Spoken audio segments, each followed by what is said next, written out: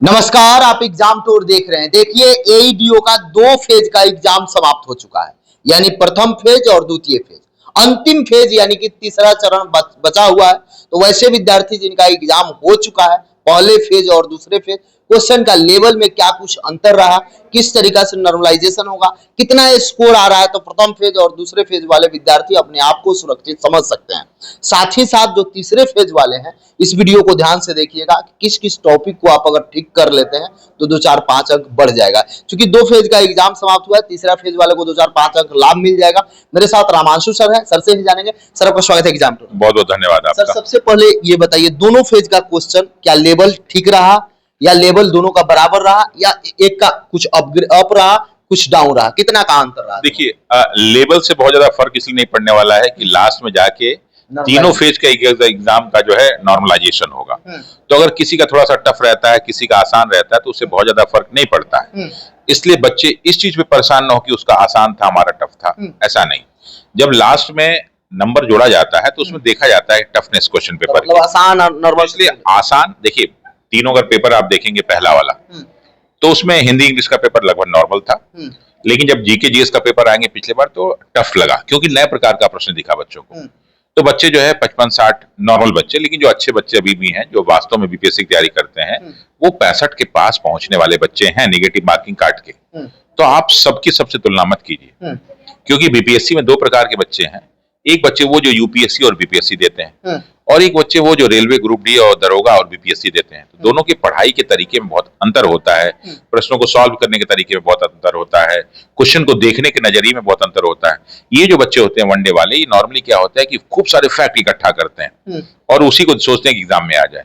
जो बीपीएससी और यूपीएससी वाले बच्चे होते हैं, वो फैक्ट से ज्यादा जो है चीजों को मिला के एलिमिनेशन मेथड से क्वेश्चन को सॉल्व करके करंट अफेयर से जोड़ के पढ़ते हैं। तो उनके पढ़ने का तरीका अलग है। सर, दूसरा फेज का कैसे आप देखते हैं? दूसरा फेज जो हुआ, हाँ, दूसरा जो फेज का है, तो स्वाभाविक इंग्लिश थोड़ा सा टफ नहीं था, आपको 9 नंबर पाना है। अब कुछ लोग कहते हैं कि इसमें पोयम आ गया, इसमें पोएट्री आ गया, इसमें ये आप उसको पढ़ेंगे पैराग्राफ, तो वो तो आना ही है भाई। अगर 935 लोगों को ऊपर से लेना है तो कुछ ना कुछ तो 19 करेगा ही वो। तो हिंदी आपको आसान देगा, तो एक तो इंग्लिश टफ देगा ही ना आपको। तो हिंदी बहुत आसान था, आप 21 नंबर बहुत आसानी से पा सकते थे। तो इंग्लिश को थोड़ा सा घुमाया था, तो उसमें भी जो है बाकी सब चीजें बहुत आसान थी, तो उसको आप करते तो इंग्लिश आप किसी तरह 9, अब जो अच्छे बच्चे हैं उनको 9 नंबर लाने में कोई तकलीफ नहीं है। अब चूंकि क्या है कि हिंदी इंग्लिश में कोई नॉर्मलाइजेशन नहीं होना है, उसमें पासिंग चाहिए सबको, चाहे किसी में भी हो। तो नॉर्मलाइजेशन वाली बात लड़के भूल जाए, कुछ लोग बहुत फोन करते हैं कि नॉर्मलाइजेशन नहीं है उसमें, सिंपल आप क्वालिफाई करना पड़ेगा, 9 नंबर लाना ही पड़ेगा, चाहे किसी कास्ट के हो, किसी जाति के हो, किसी धर्म के हो, किसी वर्ग को, आपको 9 नंबर लाना ही लाना है इंग्लिश में। 21 नंबर आपको हिंदी में लाना ही लाना है, तभी आपकी कॉपी चेक होगी। तो आपको रिजर्वेशन का भी लाभ तभी मिलेगा जब आप बराबर नंबर उसमें लाएंगे। ठीक, पहली चीज। दूसरा चीज क्या है कि जब आपने कहा कि क्वेश्चन पेपर का लेवल, तो थोड़ा सा इंग्लिश थोड़ा बहुत टफ मान लें, लेकिन जीके जीएस का जो पेपर था उसमें शुरुआत के जो प्रश्न थे, कम से कम 15-20 ऐसे प्रश्न थे, 20 तो थे टफेस्ट प्रश्न, जो नॉर्मली एक सरसरी निगाह में अच्छे बच्चों से भी सॉल्व नहीं होंगे। लेकिन 80 प्रश्न ऐसे हैं जिसको सॉल्व किया जा सकता है। तो अगर हम 20 प्रश्न हटा भी दें और 80 क्वेश्चन को ले लें और उसमें अपना 65 पे टारगेट करें, तो 65 हो जाएगा।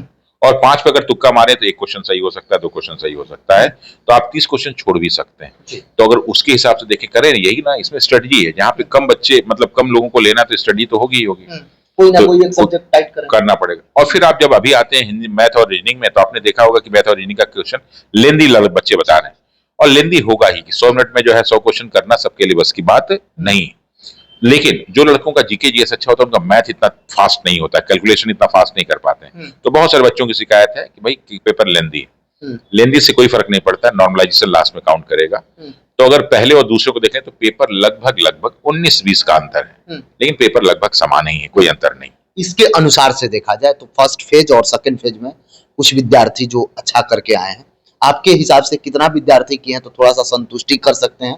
क्योंकि एक ही एग्जाम है, इसमें ये नहीं कि मेंस देना है, मेंस देना रहता तो थोड़ा ज्यादा रिजल्ट आता, लेकिन इसमें 935 ही रिजल्ट दिया जाएगा, तो कितना पर सोच? देखिए, इसमें क्या है कि लास्ट में इक्वी परसेंटाइल इक्वेटिंग सिस्टम से लड़कों को लिया जाएगा, तीनों फेज से बराबर। तीनों फेज, तो उसमें तीनों फेज से बराबर नहीं होगा, किसी में एक ज्यादा हो सकता है, किसी में कम हो सकता है, ऐसा नहीं होता। तो इसके लिए बच्चों को करना क्या होगा कि किसी भी तरह से अपने ग्रुप में 65% मैंने मार्क्स बोला था कि मतलब जीके जीएस और जो है मैथ रीजनिंग मिला के कि अगर आप उसमें लगभग 55 नंबर लाते हैं और इसमें लगभग आप 70 से 75 नंबर लाते हैं तो आराम से आप 65 के रेंज में पहुंच जाएंगे। तो अगर आप 65% नंबर लाते हैं यानी 130 के आसपास नंबर लाते हैं, वो 32-35 भी हो सकता है, 28 भी हो सकता है, तो आप इक्वी परसेंटाइल इक्वेटिंग सिस्टम वाले में ऊपर चले जाएंगे और उसमें जाके आप क्वालिफिकेशन वाले में आ सकते हैं। अगर उससे नीचे आएंगे तो फिर आपको उसका लाभ थोड़ा सा कम मिलेगा, नंबर आपके बढ़ नहीं पाएंगे तो बाहर हो सकते हैं। लोग सोचते हैं कि नंबर कम वाले को उसमें ज्यादा नहीं बेनिफिट होता है, अपने ग्रुप में जो ऊपर वाले होते हैं उनको बेनिफिट होता है, ठीक है, जो नीचे वाले वो तो बाहर हो ही जाएंगे।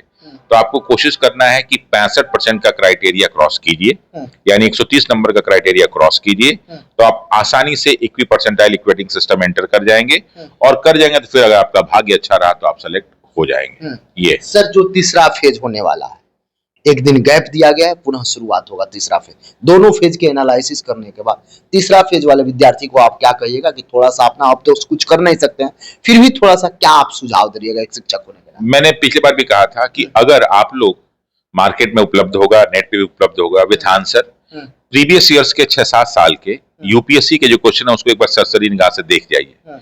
उसको मतलब एकदम उस पर वो कमांड मत कीजिए, एक बार देख जाइए, उसका आंसर देख जाइए, इसका आंसर ये होगा, इसका आंसर ये होगा।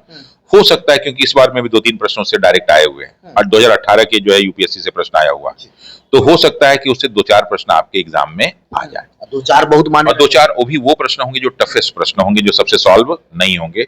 एक काम तो आप कर जाइए।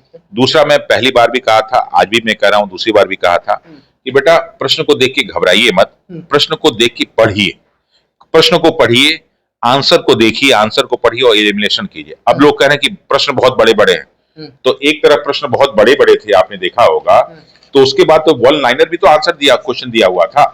अब इसमें आप देखेंगे कि कुछ प्रश्न आधे पेज के, एक पेज के हैं, तो उसमें आप चले जाएंगे तो कुछ प्रश्न ऐसे जो वन लाइनर वाले हैं। अब वो एक लाइन में पूछे बंगाल और बिहार के पाल धर्म किसके अनुयायी थे, एक लाइन का प्रश्न 5 सेकंड में हो जाएगा। आजादी के बाद बिहार के पहले मुख्यमंत्री कौन थे, एक लाइन का क्वेश्चन है। बिहार प्रांतीय किसान सभा के कौन है, एक लाइन का क्वेश्चन है। तो ये प्रश्न ऐसे हैं जो आप 5 सेकंड 10 सेकंड में करेंगे तो इसमें जो टाइम बचेगा वो तो यूज करेंगे उसमें। तो इसलिए बेटा हर प्रश्न को पढ़िए, आंसर को पढ़िए और जो प्रश्न पहले आता है उसको सॉल्व करके कलर कर लीजिए और फिर जो बचे हुए क्वेश्चन है उसमें देखिए कि ये क्या क्या नहीं हो सकता है, क्या क्या हो सकता है। तो निश्चित रूप से आपके 5-6 क्वेश्चन बढ़ जाएंगे और 5 क्वेश्चन बढ़ेंगे तो आप 130 वाले कैटेगरी में आ जाएंगे। आप सही बोले सर। बहुत सारे विद्यार्थी ये सोचते हैं कि शुरू से एकदम बनाएंगे, लेंदी वाला बनाने में समय चल जाता है, जो शॉर्ट है लॉन्ग वन लाइनर है उसको बना के उसके बाद उसमें जाना। हाँ, ये अभी देखिए इसमें जो है ज्ञान, नॉलेज, मेहनत से आपका सिलेक्शन नहीं होने वाला है। रणनीति आजकल सबसे महत्वपूर्ण चीज होती है, रणनीति। रणनीति आपकी अच्छी होगी तो आप सेलेक्ट हो जाएंगे। उसमें रणनीति यही है कि जो वन लाइनर क्वेश्चन है उसको देख के फटाफट सॉल्व कर लीजिए और उसके बाद बड़े वाले क्वेश्चन पे आइए। ये नहीं कि पहले पेज से शुरू करें, अंतिम पेज से शुरू करें, नहीं, 4 घंटा उसमें टाइम बर्बाद होता है। और शुरुआत में जब टफ प्रश्न मिलते हैं और आसानी से आप सॉल्व नहीं कर पाते हैं, आपको लगता है कि अब आपका दिमाग जो है डिमोरलाइज होना शुरू होगा, आप जो है होपलेस होने शुरू होंगे। तो जब आगे आने वाले क्वेश्चन होंगे तो उसको आप सही से पढ़ते नहीं। जैसे मैं देख रहा था अभी कि हुआ कि भारतीय स्वतंत्रता अधिनियम जो है कब लागू हुआ, और मैक्सिमम टीचर भी, बच्चे भी करें कब पारित हुआ, तो गड़बड़ कर दिए। ऐसे बहुत सारे प्रश्नों को बहुत लोगों ने गलती किया है। तो मेरा रिक्वेस्ट है कि पहले आसान प्रश्नों को सॉल्व कर लें, वन लाइनर को सॉल्व कर लें, उसके बाद जो है स्टेटमेंट वाले क्वेश्चन देखो, पहले वन लाइनर सॉल्व कीजिए, फिर जो है मिलाने वाले प्रश्न सॉल्व कीजिए और फिर लास्ट में आ जाइए स्टेटमेंट वाले। तो निश्चित रूप से आप पिछले से बेहतर आप कर पाएंगे।